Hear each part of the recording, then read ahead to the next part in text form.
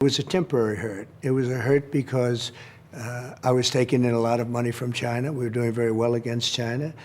And all of a sudden they said, we have to fight back. And so they used their powers. The power they have is rare earth because of the fact that they've been accumulating it and really taking care of it for a period of 25, 30 years. Other countries haven't. They used that against us. And we used other things against them. For instance, airplane parts. That's a big deal. They have hundreds of Boeing airplanes. We wouldn't give them parts. We were both acting maybe a little bit irrationally, but the big thing we had was tariffs ultimately.